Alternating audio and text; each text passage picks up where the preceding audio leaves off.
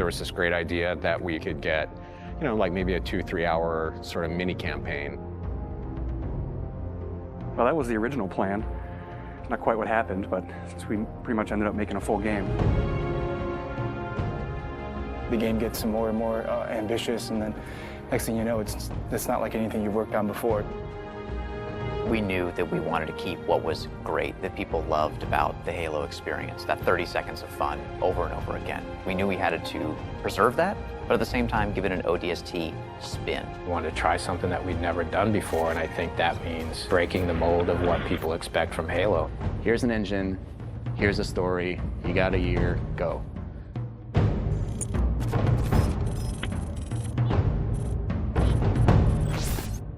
One of the great challenges that we had with ODST was, since we didn't want to be traveling all across the universe in this gigantic space opera, we wanted to really focus on one place.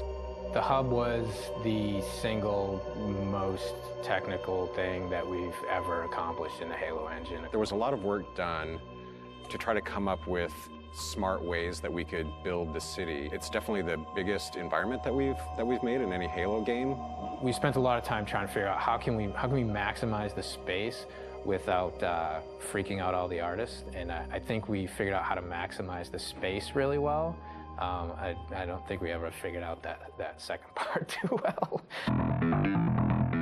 We want the player to have this open, visceral, you're in the city experience. We started experimenting with playing with elevation, playing with building shapes. It's a city that you actually completely walk through. Each BSP is directly alongside the other BSP. You walk through a door and you go into the other BSP. The road structure is not straight, it's diagonal, it's also multi-layered. I don't think we kind of realized how big the city would get. We basically had to build very specific tech that would give the AI the right type of behavior. We had the technology, we called it Squad Patrol. No matter where you were inside the hub, there would always be a certain amount of noise, a certain amount of enemy presence there that we could ratchet up and ratchet down depending on what we needed it to do. We need to have this dark, moody city without making it unplayable. I wanted to get a feeling of rain at night in an abandoned city. I still like to score the emotions and mood that we want the player to feel when they're playing the game. We want people to explore the city. We want people to find this, this kind of hidden little sub-story. What if the phones rang? You're alone, you're in the city, you're trying to unravel a mystery. That's the feeling you have every time you're the rookie. What's fun about being an ODST? How's he different than the Master Chief? What kind of problems does he face versus the Chief? If they're not the walking tank, they really have to pick up weapons that they're going to use. There were things that we added. The silenced submachine gun and the silenced pistol are absolutely the best tools for the job.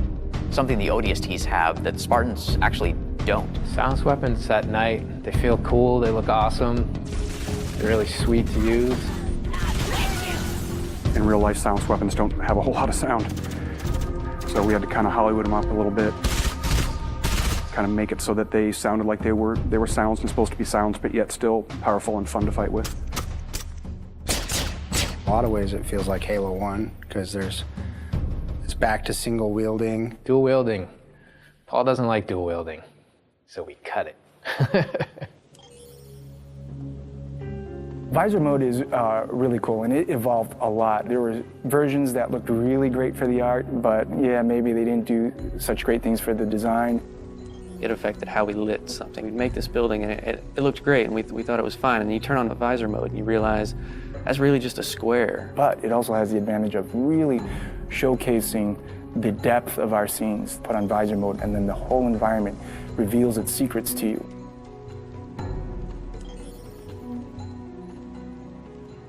You know what sucks about big cities? You can get lost really quick. And that's where we came up with ideas for the Visor database, where you have a great map of the city that not only shows you where you are, but allows you to choose where you want to go. If you don't have that tool to help you navigate the city. You're never going to find the high action flashback scenes, which we were banking on to be the core fun of the game. It's a very simple idea. It was an amazing struggle to get there.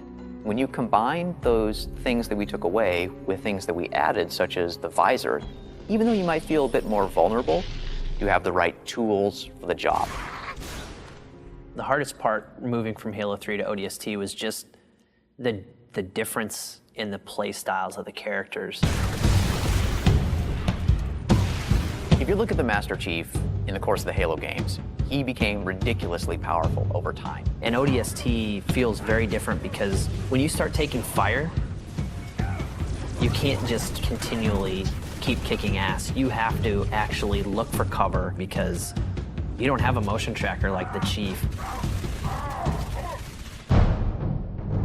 Bringing back the health was something that was born out of a discussion about how can we add long-term level of tension to the game. For us, health is important in the ODST's world because it reminds you that you're vulnerable. We want to experience the story through the eyes of many different characters. We wanted to bring back the guys from Firefly again, Nathan Fillion, Adam Baldwin, and Alan Tudyk, trying to find the perfect film noir blonde. We thought about Tricia Helfer. Orders are orders. Come on, Veronica. What could be more important than that carrier? My orders. And Buck, call me Captain. I'll pass on that dance, but you can show me where to sit. These little scenes, we wanted to have their own mystery. It was the story of one guy, one object, one high action moment. And for us, the clue objects were the key. Dutch, we need to get above this crap. Link with the B-net. One of our drones must have seen where they hit.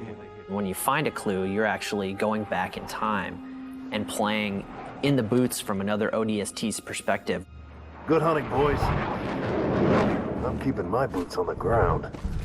You've got 5 main characters. Banshees! Each of the characters have things to say from first person. Not only ground you in the character, but also give you some really useful tactical information about the battlefield. It's coming to drop in behind us. They must know this is our rally point. Where the heck did these buggers come from? Underground tunnels are filled with the damn thing. We got ammo and weapons on the high ground. Move it, move it. Without spending a lot of effort personalizing each of those characters, then it wouldn't mean as much when you stepped into their boots.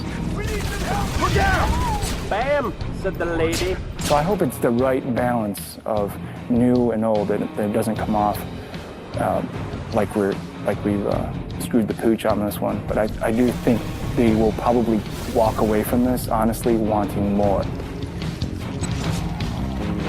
Honestly, if we had more time to do ODST, I really don't know what we would do differently. So if I got another 2 weeks, I don't know. I guess I'd play more ODST.